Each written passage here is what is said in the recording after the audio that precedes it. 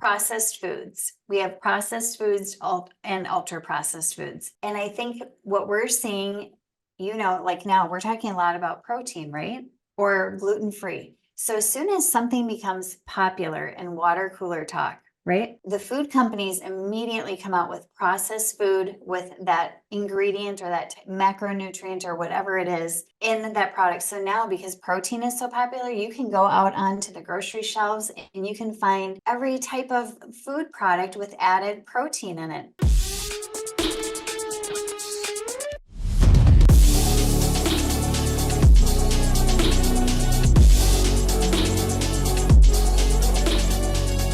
Welcome, everybody, back to another episode of Wellness at the Speed of Light. I could not be more excited today to have Brenda Navin on the show. She is the founder and CEO of Launch My Health, which is changing thousands of people's lives through lifestyle changes and nutritional health, and just making such a difference. She has been able to partner with so many great corporations across the country to bring these very novel ideas of health, wellness, and nutrition on a unique digital platform, which allows people to really navigate through the complexities of nutrition, health, and wellness, and really change their lives. And in discussing this with her, I was completely blown away in how many people are taking her up on her offer as far as employees of companies and actually doing the program and then coming back and saying, oh my God, you changed my life. And could not be happier to have her on the show today to pick her brain, everything health, wellness, nutrition, how she's been able to do it where others have kind of fallen short on something that's so important. So welcome to the show today. Thank you for really diving in with us on nutrition, health, and wellness, everything we talk about on a daily basis. So, on that note, tell us a little bit about who you are and how you ended up founding Launch My Health. Well, first of all, thank you for having me. I'm so excited to be with another person who's a disruptor in healthcare. I love what we're doing in this space. And really, for me, it's about bringing food as medicine to the masses. And I like to say food is medicine, not food as medicine, because we know that it is medicine. And for me, I'm a registered dietitian. I spent my career in healthcare, past 20 years. And, I couldn't wait to don my white coat when I graduated from college. And probably within 6 months, I was so disappointed. It was like this revolving door of sick care. I felt like I wasn't getting anything accomplished. It was not what I thought nutrition was going to be. So I started on this path in the healthcare system of really looking at prevention, moving things, dialing things more upstream. Well, that was moving a boulder up a mountain. And eventually during COVID, I decided this is time. It's like now or never. I got to stop complaining about what's wrong in the healthcare system, and I have to do something myself. I'm not going to complain anymore. So I started Launch My Health and took everything that I knew from healthcare where there were gaps and figured out a way to bring food as medicine to the masses in a very affordable way. It's scalable. And most of all, most importantly to me, is that it's really fun for the end user. And it's like edutainment. I mean, nobody wants to be talked down to when they're learning about their health. We also can't talk in this vernacular that people don't understand about health. We can't be using acronyms and words that mean nothing to people.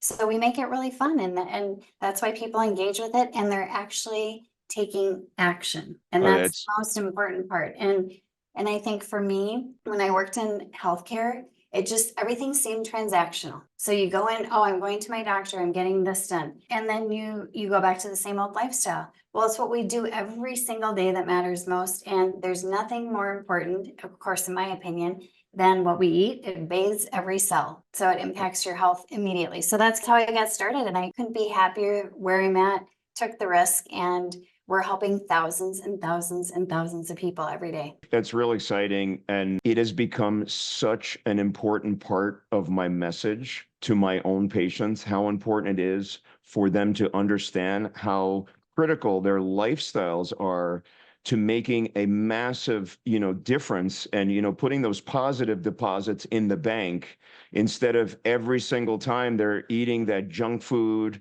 or not taking care of their mental health or whatever else is going on, making withdrawals from their bank account until they're at zero. And then what happens? They're sick. And so I've really spent the last year jumping up and down and just trying to shout out that there is a broken system here. It's $4.4 trillion of spend going to 7 trillion by, the end of this decade. And we just can't do this anymore. And people are sick. But the more important thing is that watching these people, and again, these are people, when I say people, my family, the people around me, people, close friends, I mean, do it to themselves. Some of it's intentional because people know a little bit, especially, some of the people around me, but some of it is honestly a brainwashing from what they see around them, such a toxic environment. And sometimes I just go on downright rants about it because it is absolutely something that we need more and more of health and wellness experts to come out and really make more of an effort to get this word out and build a bigger and bigger army. So tell us really in your kind of words, how bad is the crisis that we are facing in the West as far as not having any clue about what we are ingesting and how bad we are injuring our own health that's leading to a horrible, horrible chronic disease problem? Well, I think when you look at let's just look at the stats that are out there. Our obesity rates, people who are overweight is climbing. We know that. It's not getting, so what we're doing isn't working. We know that nutrition is a big component of why we have weight issues. We also know that metabolic health is even worse. So even if you are a healthy weight by BMI standards, you're not metabolically healthy. And that's really what it's coming down to. We need to be metabolically healthy. And that's a whole part of our lifestyle. That isn't what people are getting in healthcare. They're getting a pharmaceutical, a procedure, maybe a physician or a nurse practitioner will bring up lifestyle, but they give them flat advice like you need to lose weight, you need to exercise. Well, people need more help. They need more assistance to get there. They need coaching, they need programs to do that.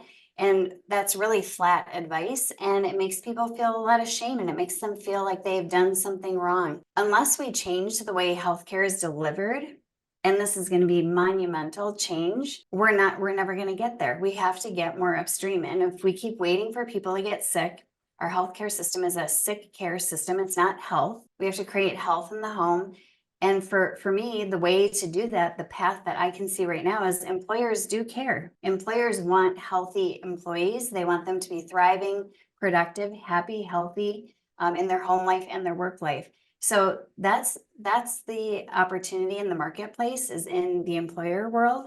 And so if healthcare has to go into that direction, then that's where we're starting. I think looking at employers, because it is such a burden as an employer to have a sick workforce, because number one, they are not functioning at their best mentally. So their productivity levels, just happiness levels, ability to engage with whatever the mission and function is of that organization is very, very compromised by having poor health and being in a metabolic crisis. And by the way, about 8% of people in America are metabolically healthy, which is really sad. It's beyond sad. And it is a message that I just could not stress more with my patients that tell me that their labs came back okay and they're told that they're healthy.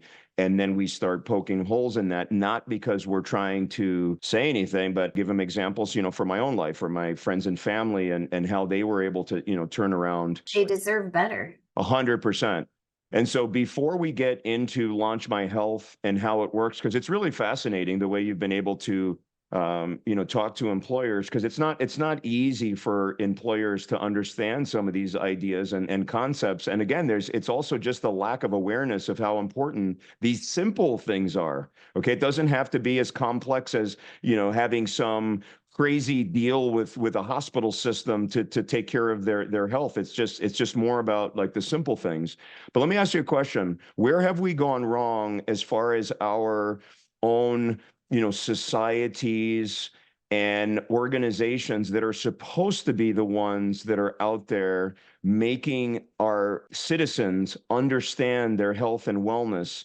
So, for example, we talked with Dr. Lufkin, my previous show, about, sponsorship. Who is sponsoring, like the American Diabetic Association and some of these other, medical organizations? And it turns out it's mostly, these sugary companies that are promoting, the opposite of health and wellness. So you as a dietitian, what have your organizations done, to promote health and wellness? And what are your feelings about sort of who is pulling the strings? Who is the puppeteer behind the messages that are being generated? And again, I'm not doing this to be controversial or a conspiracy theorist. I'm doing this because if we don't know who is behind the messaging, we can't make rational decisions, and we're just being brainwashed, even by the organizations that are supposedly trying to help us stay healthy and well. That you bring up a really good point, and this is, I take a lot of pride in this, that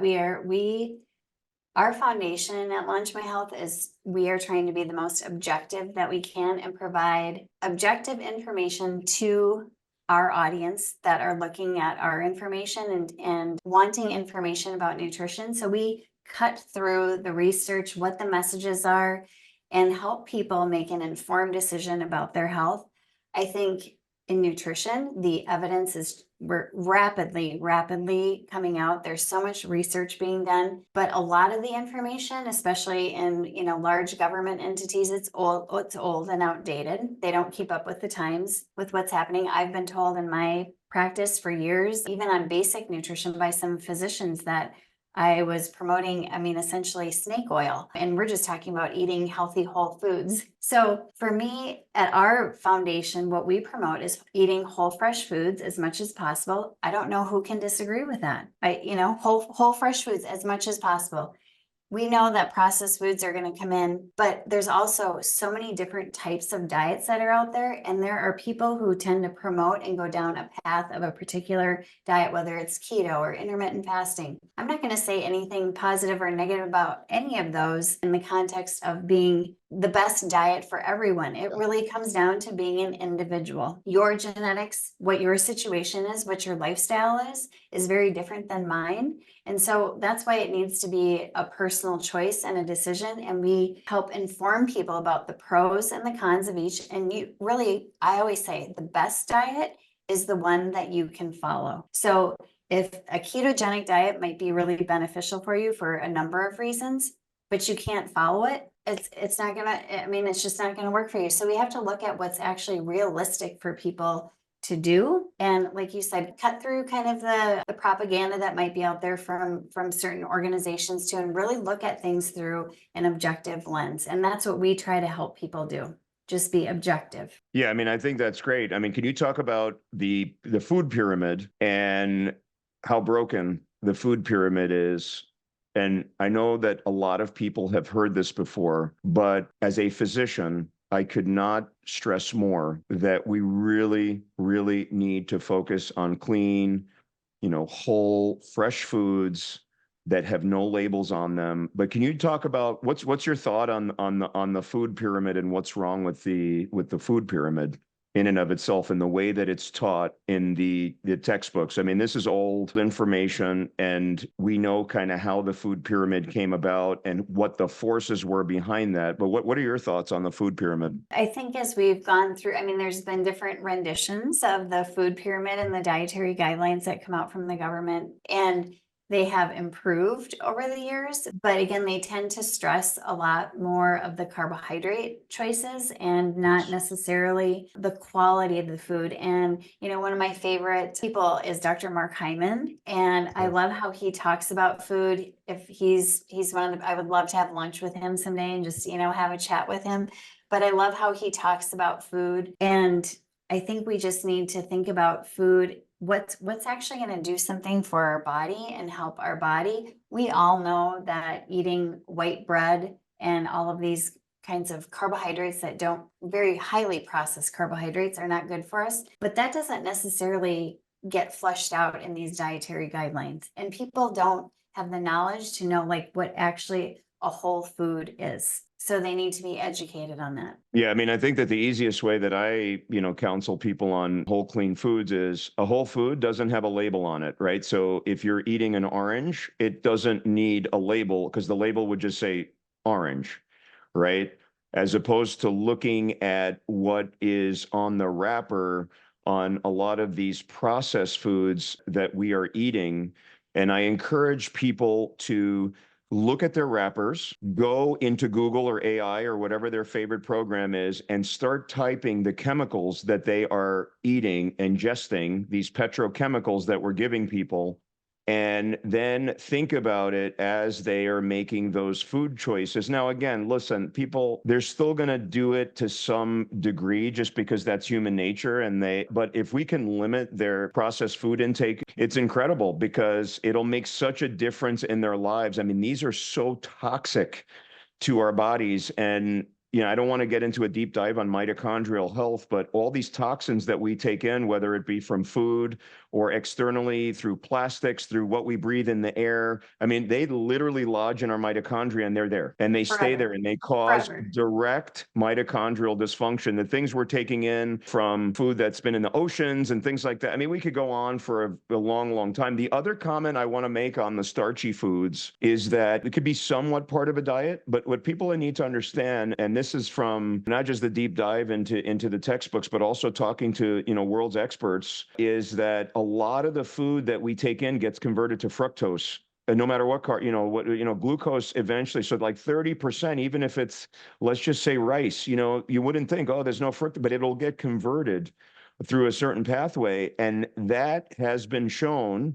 now through scientific data to be directly correlated to developing type 2 diabetes and to developing Alzheimer's disease and all these other chronic, metabolic dysfunctions. What is your kind of thought on just generally staying away from toxins, and how much do you guys teach in your courses just how toxic some of these processed foods are and any other toxin kind of educational information that you give to people, even before we go into the way the whole program works? Like, what are your thoughts on toxins, and how do you teach people how?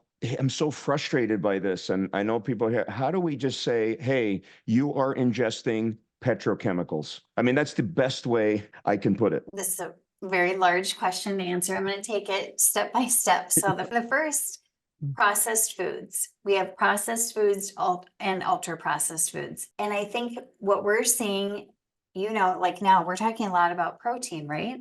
Or gluten-free. So as soon as something becomes popular in water cooler talk, right? The food companies immediately come out with processed food with that ingredient or that macronutrient or whatever it is in that product. So now, because protein is so popular, you can go out onto the grocery shelves and you can find every type of food product with added protein in it. And why not just have like a chicken breast? And so that's where we get into this. We get questions all the time. What about this product? What about this product? People will take photos of a product with the label. And like you said, there's like 30 different ingredients in it. And of course, nobody knows what those are. The layperson, they have no idea what that is.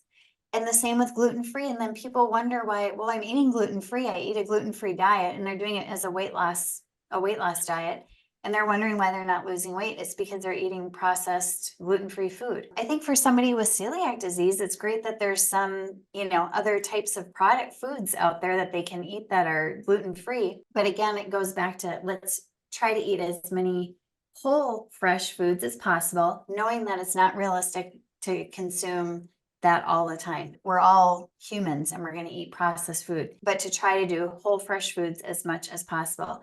Now, on the toxin side, there are so many toxins. Again, our body needs to, our bodies are able to rid ourselves of some toxins. We have a natural system to do that, but sometimes we can help it along and to try to avoid as many toxins as we can. And like you said, it's in our food, it's in our air, it's in the beverage containers, our storage containers, it's in our water. So we try to recommend for people in actually all of our courses ways to reduce the amount of toxins, knowing that you can't eliminate your toxic burden. We're living human beings in a world that has toxins everywhere, so we can't eliminate it. But what can you do in your life to reduce your toxic burden? And then nutritionally, what we do is we help people think about the foods they can eat to help their body function better at the cellular level to get rid of those toxins. So for example, one of those things would be eating cruciferous vegetables. It's probably the most beneficial group of foods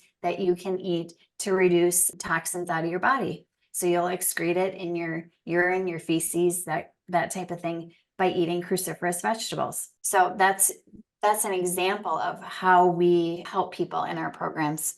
And again, it's an awareness about what you can do in your lifestyle, but then nutritionally, what can you do to help achieve that goal too? It's a great answer, by the way, but one of the things that has always bugged me, and maybe it's because I used to be and I still am. I mean, he's since passed, but George Carlin, big fan of George Carlin, because I think that he was so far ahead of the game. I mean, if George Carlin is here today, it's gotten so much worse. Some of these things he call out in our society, the hypocritical nature of what we do. And he was always looking at, the corporate interests and how they would find their way into everything. He talked about government, just brilliant. But one of the things that he always says that sticks with me, and I always notice this when I go to the grocery store and I see some of these products, is this label of heart healthy, right? And he would always just say heart healthy or hearty, right? They have these things hearty. And he's like, yeah, as in heart attack. And he was just way ahead of, I mean, he was talking about this stuff before we even had a lot of these studies to support it,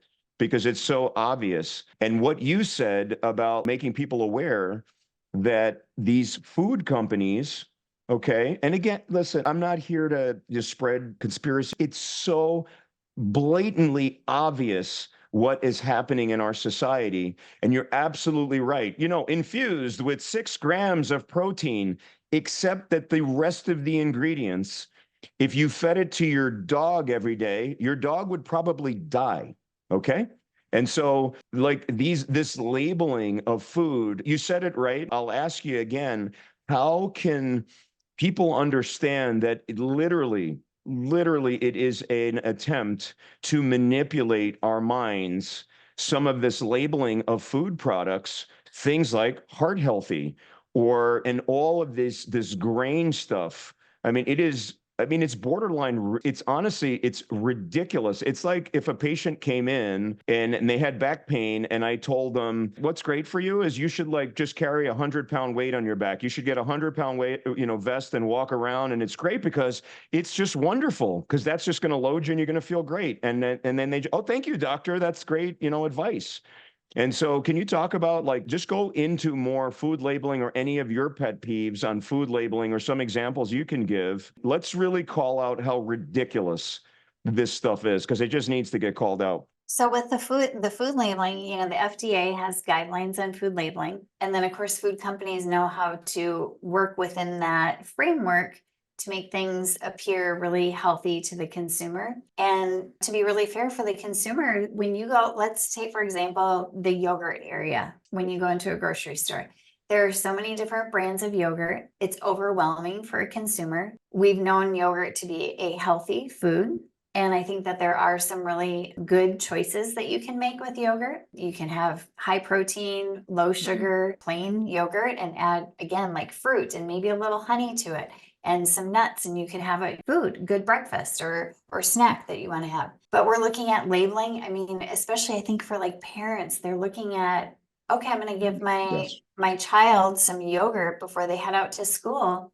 And a lot of the yogurts that are out there are the equivalent of having dessert. The grams of sugar that are in that, it is a dessert. And that's how children are getting sent off to school. So that's just one example of, in the grocery aisle, you just look at that. You go to another section, people who are, I would say, trying to be healthy, and they're going to the protein, where the protein bars are. And I see you kind of smiling here, because you go to that aisle and there probably couldn't be a worse section for your health in general is these protein bars, because people have a perception that they're really healthy for them, when a lot of them are the equivalent of eating a candy bar. And then even if they're using a sugar alternative like sucralose. Now you're getting into these fake sugars that have other health implications too. There's, again, like I mentioned before, there's so much research that's coming out in nutrition and what some of these sugars can do to the gut brain connection. So then you're craving more sugar. Also, there's research about how that can change your microbiome. And so these are things like you mentioned, like what did we do at lunch? These are some of the things that we break down for people and help them understand what is going to be the best choice for their body. And maybe, for example, a protein bar might be great for one of those days when you're on the go and you don't have a way to get something, more nutritious or your usual type of eating, but not on the everyday. There's so many choices on protein bars. It's insane. Everybody's, developing a new protein bar. I will say there's some on the market. And again, my show, I try to keep it necessarily start, making recommendations and things like that, because everything really needs to be based on people doing the research and being the CEOs of their own health. But there's a massive variety, just like in the yogurt field, on protein bars. And there's some that are fairly clean that we utilize kind of in our own household. And I recommend to, friends and family and also to patients. However, you are absolutely right. Some protein bars are loaded with more sugar than you should have in a week.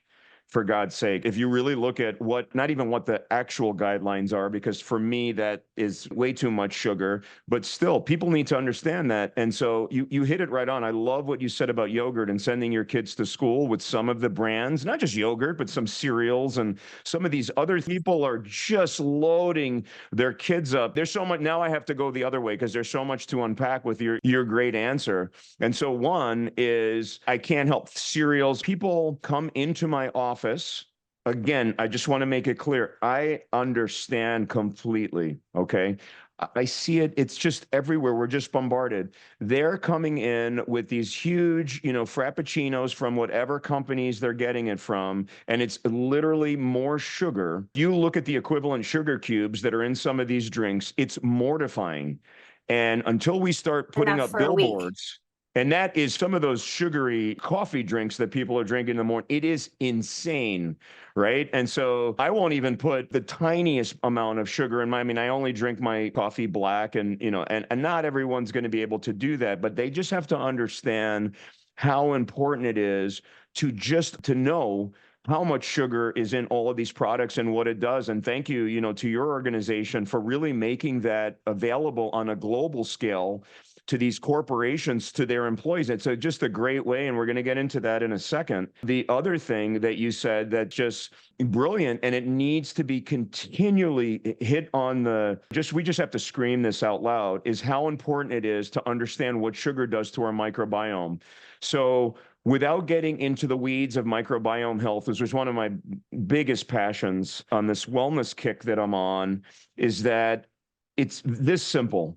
When you give your microbiome sugars, okay, you are feeding the bad bacteria, okay? Your E. coli are having a party. I don't know if people watch the movie Trolls kind of at the end where everyone's dancing and having a good time, everyone's singing, or whatever you can think of. The most glorious day in there. I mean, this is the greatest day. I mean, you just think about a sugar shower for the bad bacteria. They're having a ball, right? So the E. colis of the world, they're loving it. Meanwhile, when things like fiber, okay, which is so important to have a high amount of good, healthy dietary fiber in your diet, the good bacteria, positive bacteria, right? Like the Bifido species. Again, I don't want to bore people to death on species of the microbiome. But now you're feeding those guys and they start to multiply, recreate, they are happy, and they nudge out the bad bacteria. It is a war going on in your gut, ladies and gentlemen. You could either feed, the evil empire, or you can feed Yoda and all the good guys, right, on the other side, and they can win. And what people need to know, and I'm going to say this on the physician side, is keeping a healthy gut is so vital. Skin health, brain health, most importantly, because 90% of your serotonin is made in your gut. Overall metabolic health helps with your diabetes to have a healthy microbiome, blood pressure control, inflammation, a 10-hour episode on inflammation and how bad it is to feed your bad bacteria and have a poor microbiome. And so, thanks for unpacking that. And again, we could talk about microbiome all day. Do you have any other things to say on the microbiome? Because I see you kind of getting this. Oh yeah. I'm pushing the right button here. So on microbiome health, sort of what is Launch My Health? How do you guys put it as far as making it vitally aware? Because most people don't even know what microbiome is. We help break down what that actually is. We do demonstrations in our videos so that the layperson can understand why it is important. You gave a really good analogy to how that what we call in the medical world dysbiosis, right? We have a bad mix of good and bad bacteria. We want more of that good bacteria. And we like to tell people too, I mean, that layer in your gut, it's one cell thick. So anything that starts happening in your lifestyle, the way that you eat, you can have leaky gut. And remember, 20 years ago, if you said anything about leaky gut in the medical community, you were considered a quack. Well, now we know that that's true. Leaky gut happens. And what happens when you have that leaky gut is all that stuff that's supposed to stay in the GI tract gets out into the body, and the body views it as it's being attacked. And so that's why we're getting autoimmune conditions and all these other things start happening. So like you said, the gut is so important to our overall health. Every single disease that happens, there's probably a microbiome component to it. And so we're really encouraging people to, again, feed the good bacteria, which you said is fiber, things like onions and leeks, and we call that. And in fact, prebiotics are probably almost more important than consuming the probiotics. So, and that's coming from food. And again, there's supplements for that. So people can do that if they really, maybe they have irritable bowel and a lot of those foods bother their gut. We can work with people on that and figure out ways to get a healthy balance in their gut. We have a program called Restore Gut Health. We do a 5-hour approach. It's based on IFM, the Institute for Functional Medicine. And that is what really helps people begin to understand how their gut is impacting their overall health. And you can see an impact within weeks in your health. You can start feeling better. And we know people are, 70, I think 4 million Americans out of 328 million Americans are suffering from a functional gut disorder. And what that means is they have some form of like irritable bowel, and they're miserable. They have gas, bloating, diarrhea, brain fog, you name it, all from irritable bowel syndrome. If you look at the kind of the healthcare spend from a just like purely over the counter stuff, the spend on gut health things like constipation, irritable bowel symptoms, it's staggering. Right. And again, these companies that are selling all these products, they're doing fantastic because everyone's just not quite feeling right. And just changing your diet can make a dramatic, I cannot emphasize how important it is for people to think about, changing their dietary habits, because it can change everything. One of the things that your company is doing, which is I just love it. And that's why I'm just so thrilled to have you on the show is, just going through your educational materials and the way you do it in what you call like kind of the Netflix style is just giving people that opportunity to educate themselves and cut through the noise from an organization that is non-biased, people that are kind of throwing stones at people that are just trying to get out informational, truthful, scientifically vetted material. It's so ridiculous. And the fact that you brought up that point, and I'm finding that a lot in a lot of the things that I like to talk about, is when we get pushback on the most obvious things, it's so bizarre. And that tells you how deep rooted the mindset, the mind shift has gone, and how much we have been, I hate to use the word brainwashed over and over again, but the fact that we don't understand that eating clean, healthy, fresh foods is going to make us feel a lot better and enjoy our lives more, it's insane. I mean, how far down the matrix rabbit hole do we need to get to understand what just being taken advantage of by people that want to sell us their junk? And I think for me, part of why I started Launch is I wanted to make this obtainable for people. It seems unobtainable to most people. Like, how in the world am I ever going to achieve this? Mhm. And they start and then they go crazy. It's like they go 100% in. Yep. Well, that's not going to be sustainable for most people. So it's about taking baby steps and there's a process to get there. And so we want to empower people that they can actually do this. There is a path, there is a way to do this. And it's just about building upon habits and skills. And we know psychologically that once you feel successful with one thing, you can add something more in. This is a marathon. This is not something that we need to do overnight, and just take it one step at a time, and eventually you'll get there. And really making people feel like they have control over their health. I like what you just said. They're the CEO of their health, and people are. They need to take responsibility for their health, and there's something that they can do. Our approach is about positivity. It's about what you can eat, what you should eat to help you feel better. We don't even necessarily have to talk about what they need to eliminate, because if you start focusing on what you can eat to improve your health, those other things naturally fall away. And when you start feeling better, when you start having energy, when your gut starts feeling better, when you don't have brain fog, when you're sleeping better, you don't want to go back to those other things. You're absolutely right. It's a marathon, and we live in a world of quick fixes. And I know you talk about that a lot, and I can't talk about it more. I mean, I cannot emphasize how addicted we are. You know, I've done some episodes about the addicted brain, focusing more on opioids and other things, but have become addicted to everything. We're addicted to food. We're addicted to social Sugar. media.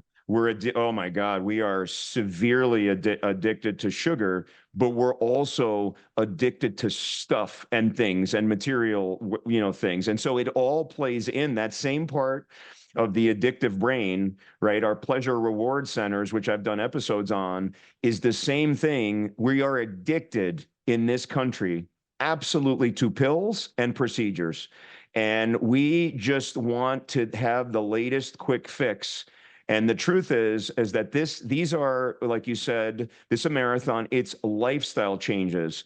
And I am so happy that there's so many of these lifestyle medicine people now really, really starting to bang the drums and say it's a marathon. It's every single day. You can't exercise one day and then think that your body's going to change, right? You have to do it on a consistent basis. And what you guys are doing is awesome. You're really preaching the most basic of health management tools.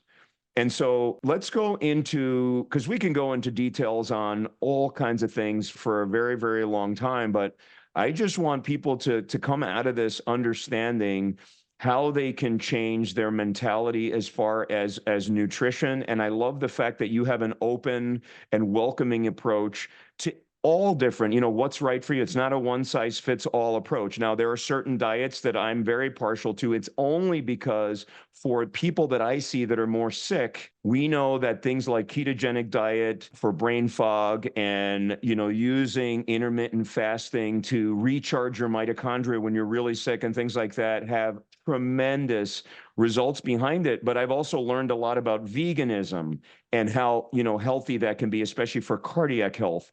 There's different ways to get there, but just switching over, like you said, to just the clean whole foods and just basic stuff and starting to fill in the things that you kind of can do, you're going to, crowd out those other things. So let's talk about, how does Launch My Health, how does it work? Let's say that I just said, you know what, I knew nothing about it. Obviously, I know a ton about it, but if you were just talking to me and I am just a client that's very interested, and somehow I'm lucky enough to talk to the boss, and I said, hey, Brenda, why should I do your program and how does it work? Yeah, so we generally, like I said, we're working with employers.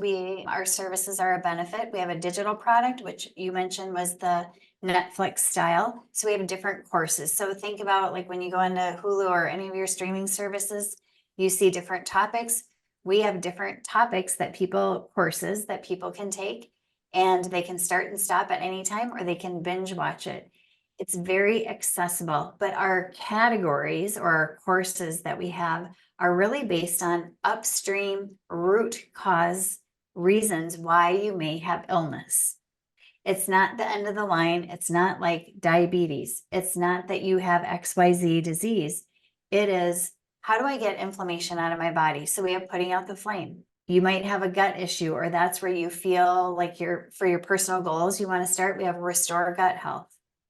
We have a brain health. It's all about preventing neurodegenerative diseases like Alzheimer's, MS, that type of thing. Or you want to preserve your cognitive function. So that one really focuses on mitochondrial health. We also have women's health and hormones. So let's say we have a male and a female, and both are struggling with their weight. Well, the approach for a male and a female who is in this perimenopausal state are completely different. And so we need to have a different approach to that. And what a female is going to resonate with is going to be very different than a male in, say, his 30s. So that program really focuses on all the symptoms and issues that a woman is experiencing during that season of life. We also have a prenatal education program. I couldn't think of another more important reason why we should focus on nutrition than when you are growing a child inside your body. And that is something that is really missed in that component of health when you're seeing growing a baby. And 80%, I believe it is a stat, 80% of the poor outcomes can be related back to nutrition during pregnancy. And in particular, it's weight gain.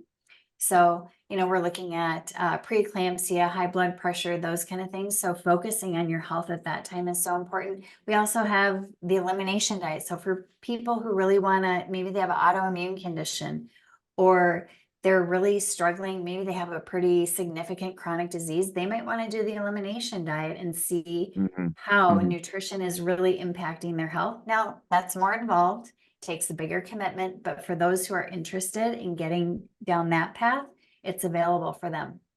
So those are the kinds of courses that we have. And it's just, again, really accessible. You don't have to talk to anybody. You can take the course at your own pace. You get a companion workbook, and it's a starting point for people. And I'm sure for you as a physician too, you've seen people are nervous to see healthcare practitioners sometimes. And it's because they're afraid of feeling bad, like they've done something wrong to make their health the way that it is. And they need to feel supported and uplifted. And, making people feel shame and blame doesn't motivate them. You just raised another great point. And again, I'm so excited about having resources like yours. And again, you're focusing more through corporations, but having resources like yours for people to really go out and not try to get their health from sources that they don't know where they're coming from, but just non-biased sources that are just trying to educate them about basic, health topics. And then based on that, when they become the CEOs of their healthcare, then they can just say, hey, you know what? I've gone down this path now, and I've educated myself and I know more, but then they might seek further help elsewhere. Like, for example, one of the things that is so important out there, like in the world of burnout, is the concept of adrenal fatigue. So people get this adrenal fatigue syndrome. So sometimes you can improve that significantly just with diet. Okay. But there are so many now combinations of peptides and other supplements and other, just kind of even Western medical, there's just different treatments that we can do, for example, for people that are severely burnt out and their adrenals are fried. And so they may not even seek care until they understand that they are in a bad spot. And doing courses like yours just tell people, oh my God, my gut health is horrible. I didn't even know this. I've never really accessed this. And what I like about your program is that, let's just say that I decided to get on your program because I was pre-diabetic, or I had, I had gained some weight or something like that. All of a sudden, I see this Netflix style thing, exactly what happens on Netflix, right? You go to watch a show because your buddy's like, oh, hey, go watch this show on science fiction. And then all of a sudden you see this amazing documentary on, the way that Rome was built, whatever. And then you are, attracted to that. So being able to kind of go through your site people all of a sudden will start learning all kinds of stuff about their health, or maybe they'll learn about metabolic disease, and they'll, then they can help their mom who has been sick for the last 12 years, and like, hey, mom, why don't you check this out? You really need care. And then that takes them down a different pathway. Because my concern is just in general in the health system, people are led down all these different pathways. And if you go down the wrong pathway, man, you get into these crazy silos, and then you're sicker and sicker, and no one's helping you, and so on. So I think it's great what you guys are doing, should just to empower people to really become the ultimately their own providers. Right. I don't say their own doctors. Right. I want to be careful, because there's a level of expertise that people really need. People have Absolutely. really severe things that need the medical community to help them with, but they need to be at least empowered to be the masters of themselves and understand how their body works and what we can do to make it better. So yeah, thanks for a great answer. When they go on your site and take a particular course, let's say they take a course, what are the calls to action, right? They can learn all they want about X, Y, and Z. Then what do they do? Like, say they learn about their gut health and they take your gut health program. Now, where are they going with that? So what we've done, again, this is designed Netflix style. So they get a companion workbook, and in the videos too, they're given homework every single episode. So there is something for them to choose from, but it's personalized. So they get 5 or 6 different options depending upon where they feel motivated. So they're to do that action item that they choose. They watch the next video, they keep progressing. So there's action steps in there. Again, this is self-paced. So they're doing this on their own. They don't have a practitioner that's assisting them. Now, if they do have like maybe a little more complex issues, they want to see a dietitian, we do that too. And that's where you get, like you just mentioned earlier, like, yes, we need physicians. You need to see a physician about many things, and you need that level of expertise. So for people who really have complex issues too, we really encourage them to see a dietitian one-on-one to get that interaction and take a deep dive into their personal health. But we're talking about easy access and a way for people to get started on their own, start making some healthy interventions in their own life. And again, you can keep progressing from there. The one thing too that we haven't talked about yet that is so important is we have lost the art of cooking. And so one of our courses is Home Chef Pro. And one of the biggest reasons why people don't eat whole fresh foods is because they don't know how to cook them. And so if you can actually learn how to cook and it's fun, you're going to eat healthier. We know from research already out there, the more meals you cook at home, the healthier you eat. We know that. So if we can just get people cooking more at home. So we study this in every single, we do outcomes for everything that we do. 80% of the people who take our Home Chef Pro course eat cook 4 or more meals at home every week. So we're hitting the mark with that, and people have more confidence in the kitchen. So if you can cook, buying your whole fresh foods at your local market or grocery delivery, whatever you do, and then you can cook at home. And the best thing about nutrition too is there's usually one person in the household who is the shopper and kind of the meal planner. And if that person starts changing their habits, the entire household is impacted. Thank you for bringing that up. That is critical. So we talked about the influences out here and the toxic food environments, right? So we are bombarded with people selling us just, again, petrochemicals. I'm not going to be nice about it. And we are, seeing commercials about it. We're doing all this other stuff, and it's very convenient. Right. I've talked before about patients of mine. Where do they do their shopping? They do their shopping at the mart, at the gas station. That's where they get their food. Nothing but junk.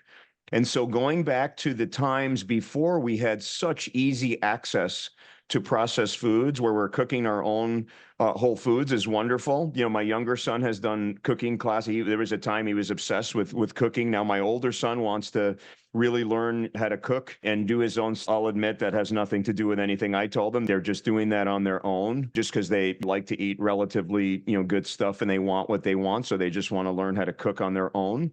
But if we look at a time before the processed food explosion, and before we were putting all these synthetic sugars and all these other things in our ultra processed food. If you look at pictures from a street corner where people just videotaped everybody, or you look at a beach, it was dramatically different. And I will tell you, there were a lot of people back then. I'm sure they were eating up a storm. You know, people had, I mean, some people I'm sure had food addictions then too, but they weren't sick like they are now. They weren't obese like they are now. And it goes back to not eating clean, healthy, whole foods. I love what you said. And thank you for bringing that up. Cooking on your own is a great way to stay away from processed foods, have some fun with it, you know, cook for your family, cook for yourself, do all those things, you know, fabulous. Just one last thing on the cooking. The number one reason why people don't cook at home is they say they don't have time. If you cook from home and you have the confidence to do it, it's going to be faster than DoorDash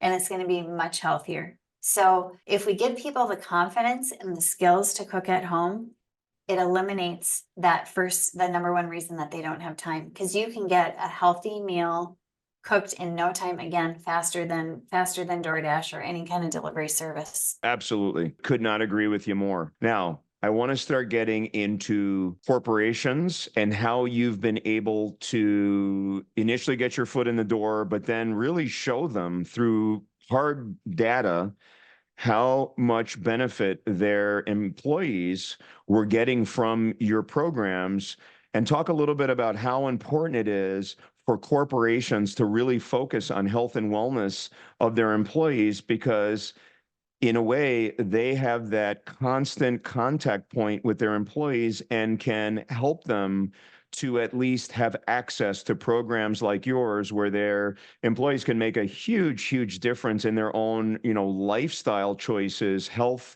and it's going to help everybody. It's tremendous for the people, but it's great for the employees. And the CEO of Midwest Spine and Brain, and it's so important for us, and we take it so seriously, our employee health, because it makes a huge difference in productivity, their energy levels, you know, everything. So let's just start here. When you are going out to a corporation to say, this is so important for you to consider our program, what are the big points that you hit on to let companies know that it is critical, mission critical, that they focus on things like healthy lifestyle and nutrition, and how your company can help them help themselves? Well, I think the first thing is helping educate people how important nutrition is to people's health, that it is 80% of the reason why we have death and disease. So, I mean, we need to focus on it. Typically, most organizations, companies we've worked with, they've had more disease-based management programs that are nutrition related, like for diabetes, for weight loss, Mhm. which is totally fine and appropriate too. I mean, you want to have something that focuses directly on that disease state.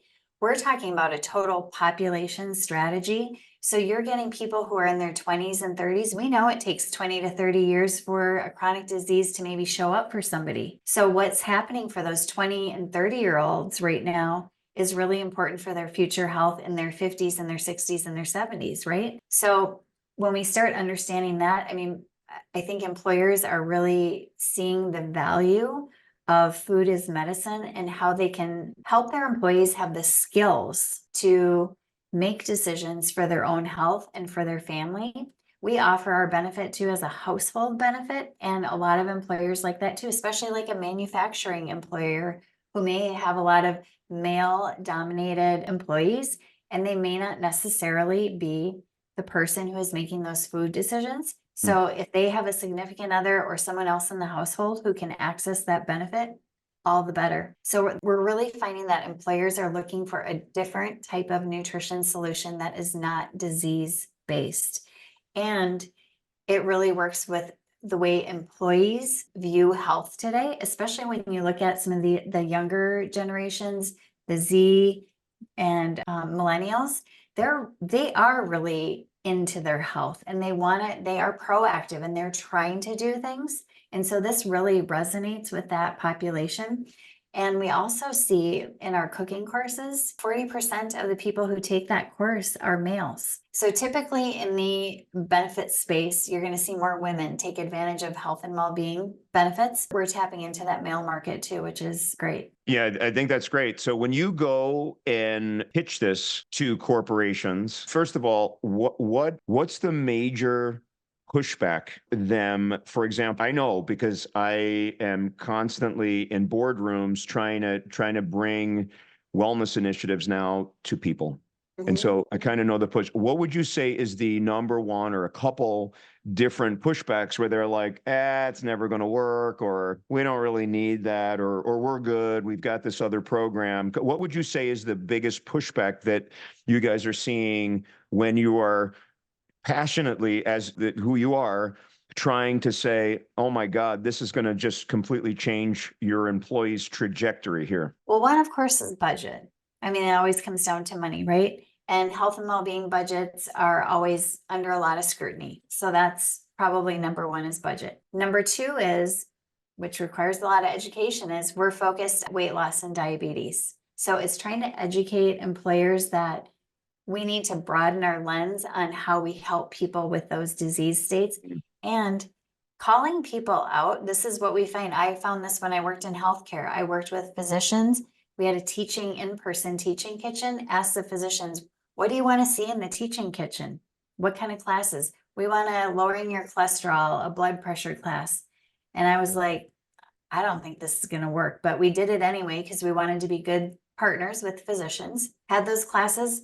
Guess how many people signed up for them? 0. Because nobody wants to sign up for, do you want to be targeted for having diabetes and being targeted to go into a diabetes program? No. So when you just look at things differently in a broad total population sense, that is helpful. So we have to educate people on that because a lot of times employers are still thinking about from their lens, what is costing them a lot in their claims. So that's an education piece that we run up against a lot. So those are probably the two primary things is budget. And thirdly, is we're really focused on mental health. My answer to that, which is great, and I think that's a great focus. But if your mental health strategy doesn't include nutrition, you have a huge gap. Because as you mentioned earlier when we were talking, 95% of your serotonin is produced in your gut. What we eat matters for our mental health. The gut-brain axis is so important. It's absolutely critical. And there's almost a subset of medicine developing on the connection between nutrition and all the mental health disorders, including true neurologic disorders, because even changing your diet, one of my recent guests, a world-class physician, talked about how even changing your diet can make a huge difference in Alzheimer's disease. But as far as prevention of things like Alzheimer's disease, or at least delay or slowing things down, there's so much work being done on how your diet is going to influence that. And now, as you're aware of, Alzheimer's is being touted as type 3 diabetes because a lot of it is a metabolic health dysfunction. And we're looking at the downstream of Alzheimer's. So you get these very specific findings in the brain. Actually, one of my interestingly, my people that kind of been following me, they don't even know this. My first opportunity to be around the healthcare system is I worked for a year in the neuropathology lab at Albert Einstein in the Bronx. And I literally sat there for hours a day looking at brain samples under the microscope, and you see all this stuff in Alzheimer's disease. And the thinking was that is what's causing the disease. No, that is just the sequela of the disease. It's just the finding that we see. Those things are not causing the disease. So it's always been, hey, let's target these different findings that we see, except that's just what we're seeing as downstream. It's just like if you eat bad and you get a rash, the rash is not causing you to have, it's the opposite way. The rash is a sequela of that.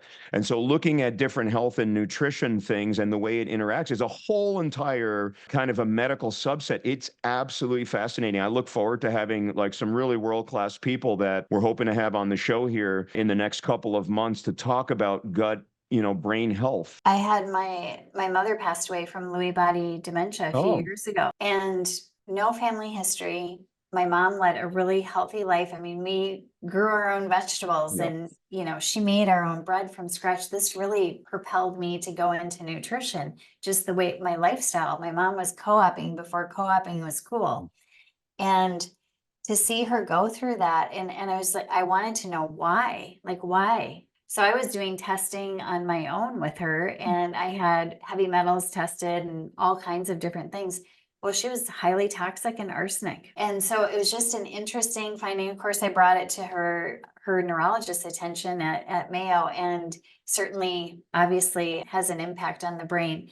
But there was nothing we could do at that point. But just I think, my personal story about around, there are toxins in our environment. There are a lot of things that we don't necessarily know that are impacting our health. We kind of touched on the toxins a little bit. We can potentially do that on another show down the road. I mean, Right. I have a lot to say on toxins, and we can get into the details on toxins are mortifying. I don't want people to lose too much sleep on the toxin front. We'll do that on another occasion. It is, and again, I'll be the first person to say, as a physician, my knowledge on toxins and my colleagues' knowledge on toxins, it's so tiny compared to what it should be. And until I was confronted with having to do the research on how toxins interact with the body and mitochondria and all that stuff, I didn't know that much about toxins. It's not heavily emphasized in any way in our training. And so we don't really know about these things and how it can impact everything and then lead downstream in conjunction with everything else, right? Everything affects everything else.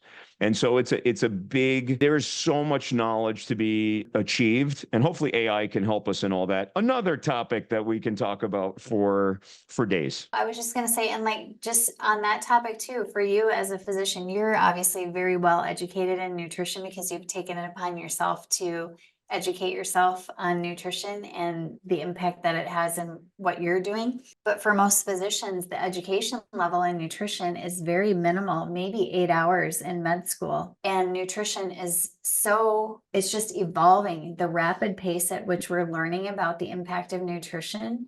And there's just no way for physicians to stay on top of all of that research that's happening unless they again have the initiative themselves to learn about that. And that's a huge gap that we have in our healthcare system today, is just the education component around nutrition for physicians. And that's like the front line, seeing a primary care physician, and that topic needs to be brought up. I've taken upon myself, and it's certainly not because I have spent my entire career thinking about nutrition and all these other things, but I read textbooks now, and I'm educating myself, and I'm nowhere near as educated as I need to be on these topics. And that's why I'm bringing on all these experts to talk about it and trying to pick their brains. And when I talk, I'm not just talking to the lay community, because I mean, obviously I'm trying to talk, especially on like podcasts like this, where we're trying to use simple language so people understand this stuff.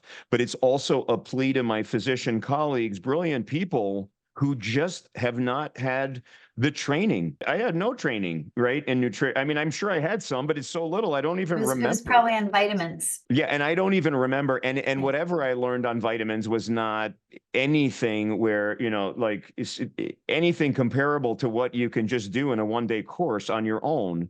And so really the plea to physicians and other providers, whoever's touching these patients, is you really need to make yourself at least a quasi-expert on these things so that you can at least lead people down the right paths to health and wellness. Now, back on the corporate piece, because I really want to focus on this, because now I think that corporations have become so big. And so instead of sitting around thinking, oh, corporate interests are, taking us down the wrong way, let's do it your way.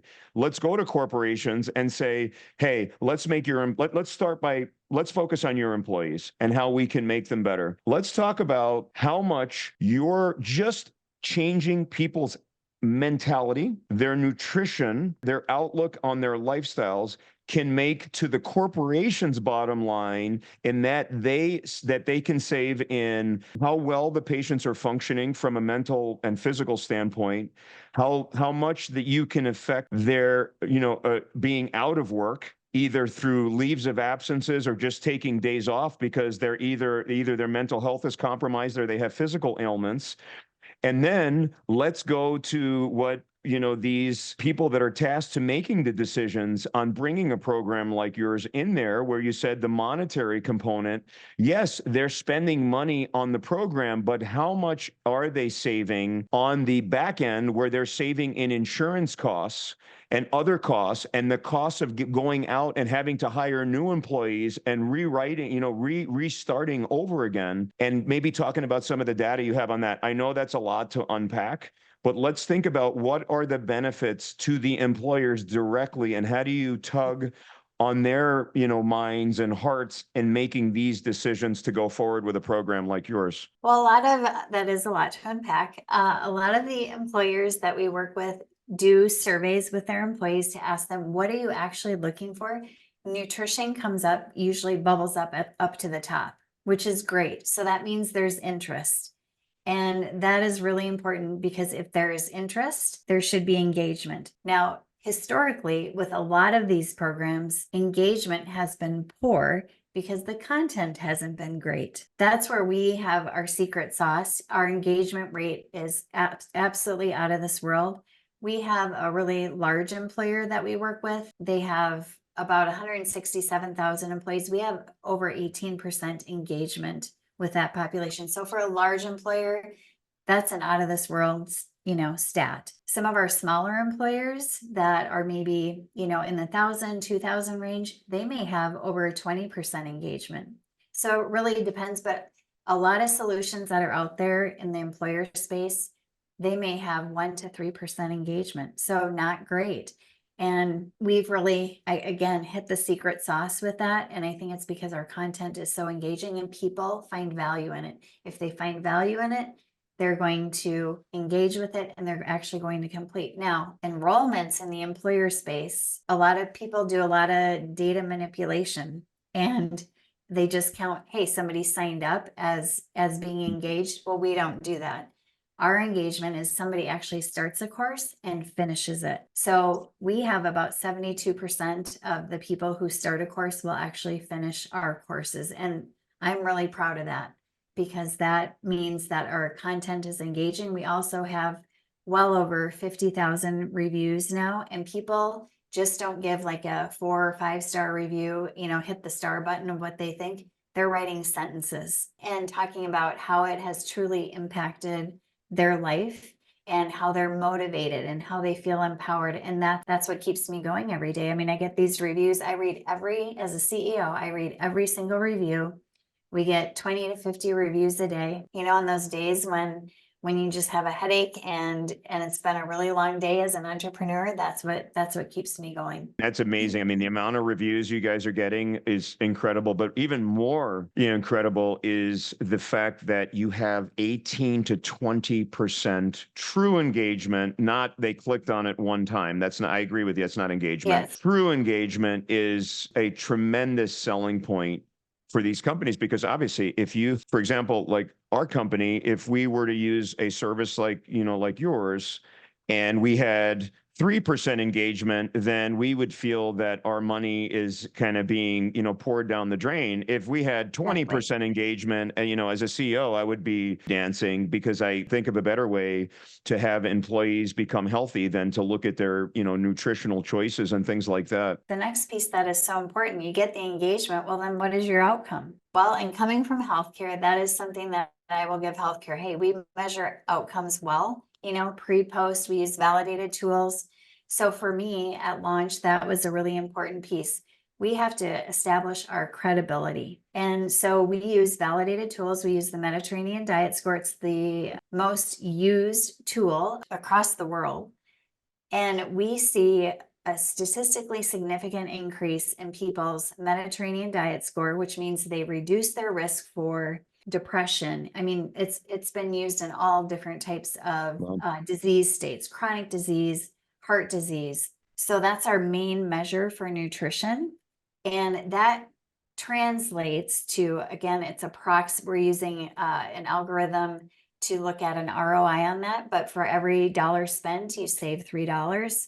Now we haven't looked at that in actual claims, but just using the data that's out there, that would be the expected return on investment. which is pretty darn good. That's beyond good. I mean, for Yeah. every dollar spent is a $3 in return. There's no service that you pitch somebody on that where they shouldn't sign up for it. And, Just make it that way. and again, that's an estimate using data Right. that's out there and is bottom line, not top line saving, bottom line, because we're talking about prevention here. It's hard to quantify. The other thing that we do on a clinical side too is we use the MSQ. It's the medical symptom questionnaire. So it looks at every body system. And we see a 64% improvement in the medical symptom questionnaire. And what's interesting about that is, as we talked about before, like the gut is connected to everything in our body. Well, all of a sudden, you start repairing your gut, your eczema goes away, all those other things. So we look at the whole body system. So an overall 64% improvement in symptoms that people are experiencing. So then again, you talked about what's happening on the employer side. Well, that's going to help with presenteeism. That's going to help with absenteeism. And we know that when those things improve, your company's going to grow. You're going to experience the growth that you want to see. And that translates down to dollars. Absolutely. And not to mention, if you have employees that have chronic health conditions that eventually have to leave the workforce because of everything that they're going through, where, you can reverse some of that with nutrition, other things, whether it be, traditional Western medicine or near and dear to my heart, biohacking and things. It's really a combination of doing all these different things. If you can, as an employer, reduce the number of people that are leaving your company or workforce, especially, you're talking about companies that you guys are servicing over 150,000 employees. Every single employee that you have to go out again and get, especially when they're at the kind of in the higher levels, costs a lot of money. And so that is another way to think about it from an employer health standpoint. When you're making decisions on how you allocate your treatment dollars, you need to really think about all these different factors and variables into how much it can benefit your company to go with these initiatives, to roll them out, at least give it a 1 or 2 year trial. And then you can look at the claims data, your own internal claims data, and say, wow, my claims are down by 20%, 30%, or whatever it may be, depending on the corporation and how many people they already have that are sick. I mean, different industries are going to have different levels of claims, right? If you look at the manufacturing industry or the heavy labor industry, you're going to have a lot of different type, right? A lot of musculoskeletal health too, versus office work where you have sedentary employees. I mean, you've got fragility fractures and perimenopausal symptoms and all kinds of, mental health. And same thing in the males. And you hit it right on. Males is we have to look at them differently than women because people have different, it's just different. They suffer different ailments. There's a lot of overlap, but there's a lot of things that are very specific, right? In the kind of even, like a male with a testosterone level of 150 is barely functional. And we see it all the time. In fact, I spoke to one of my colleagues the other day.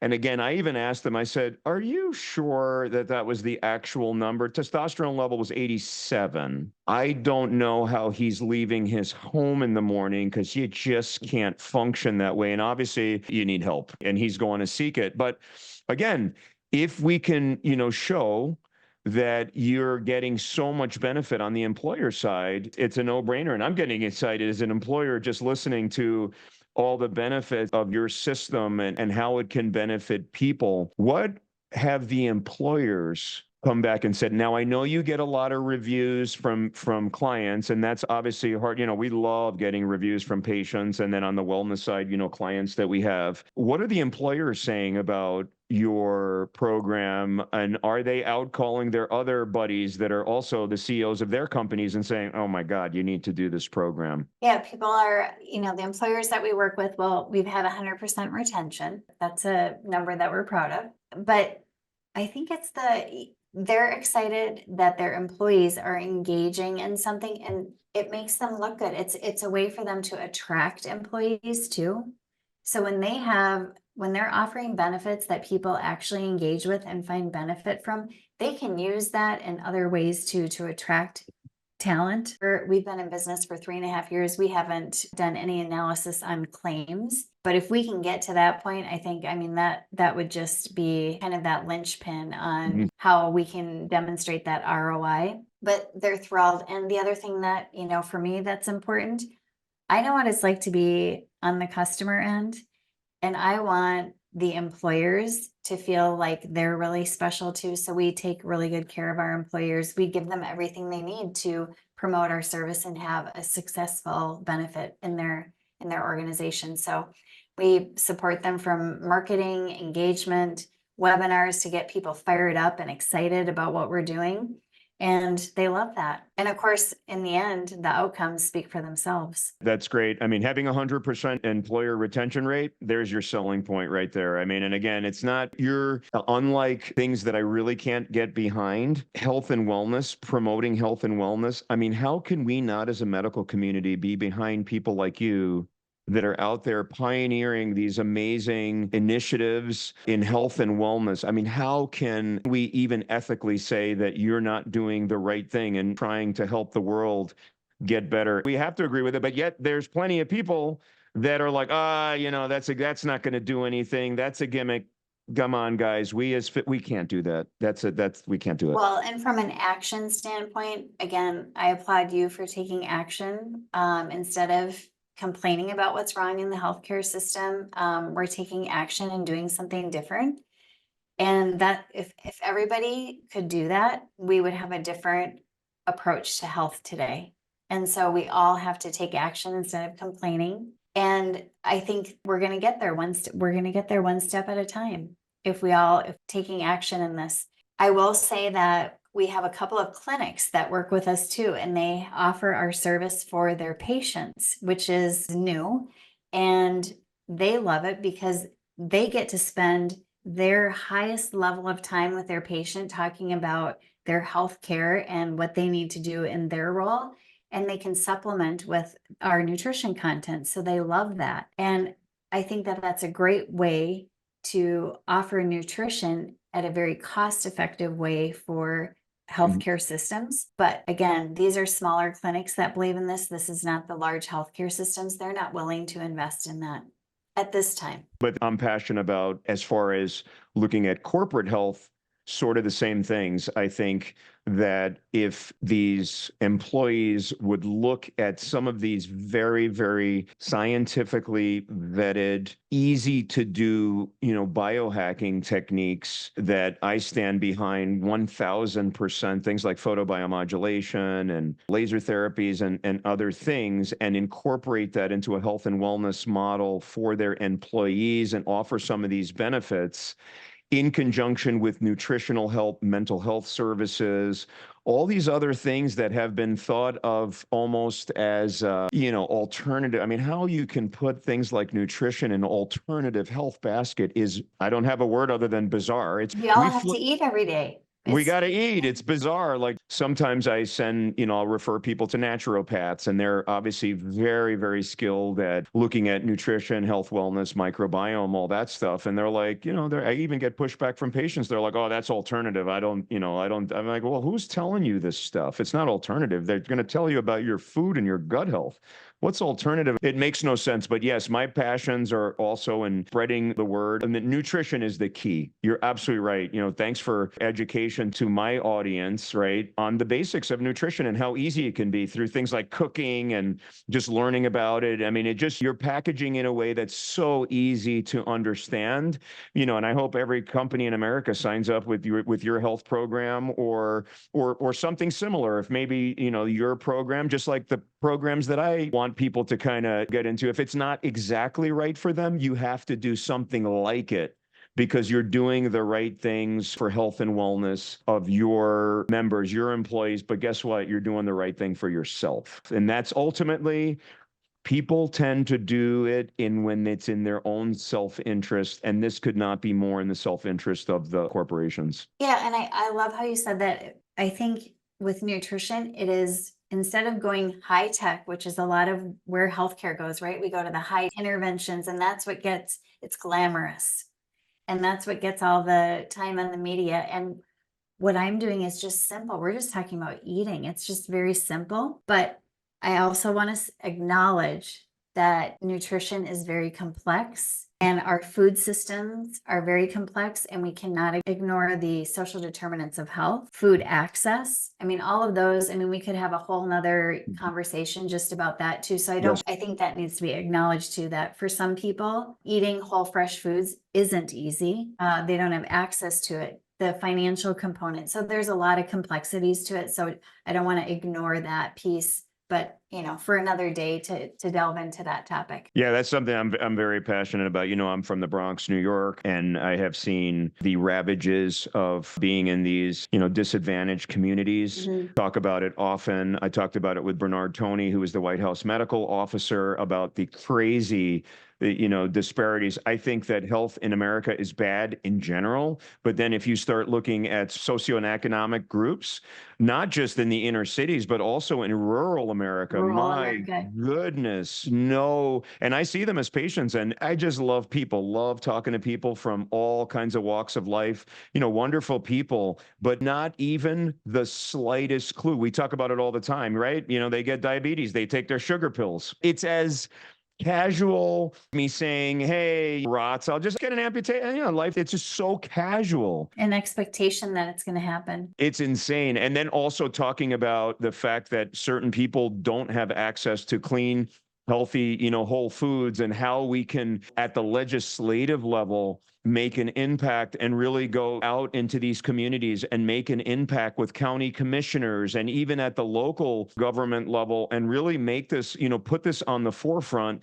And not only that, do public-private partnerships where we really go out into private, to private industries and say, hey, we need your help to this community to get clean, healthy, whole foods, to have the farmers market, to have all this access to food. And that's where we need assistance. That's where we need food stamps and all these other things to have a different way to do it, where they're using food stamps to buy products like cereals, healthy grains, all this other nonsense that's out here is you're not making them healthier. Yeah, they're eating, but they're getting sicker. I agree with you. The quality of the food. We going down that. So I think that we've covered a tremendous amount of material, from how important it is for people to put their nutrition front and center, be masters of their own, destiny, ultimately, how chronic disease is ultimately tied back to what you put in your mouth, food as medicine, all these buzzwords. I mean, we can't say them enough.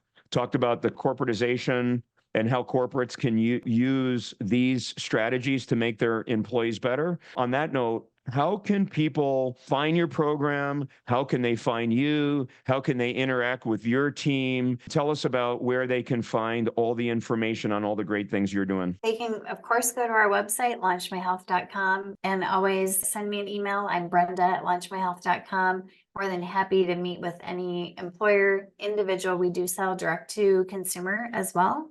So if there's any who's interested in our services, those are the best ways to get in touch with us. Well, wonderful. I want to acknowledge that we are doing a webinar together on this topic coming up, because I just think it's something that's very, very important. Do you want to just talk a little bit about what we're going to be discussing on the webinar and how people can get a hold of that? Sure. So we are going to be doing a webinar on May 20th called the X Factor. And we're just going to be talking about what are the new innovative strategies that employers can be looking for. They're thinking about the future for their benefit plans, and what do we need to be looking at for the future health of employees and in just the general public. So I think it's going to be an exciting conversation. We're going to have a great time, and I think people will have a fresh look at how they can approach health into the future. Noon Central Time. Okay. Yeah, noon Central. So thanks for reminding me as well, because my schedule is packed every single minute. So again, thank you so much for coming on the show today. Every time I talk to you, I learn so much from you. Love everything you're doing. Look forward to having you back on the program to talk about all those things that we can, dive into further. And on that note, thanks everybody for watching this episode of Wellness at the Speed of Light. I hope you watch the entire episode, because there can be nothing more important than what you take in through your mouth and get into that gut. And until next time, we'll wait to see you again on the next episode.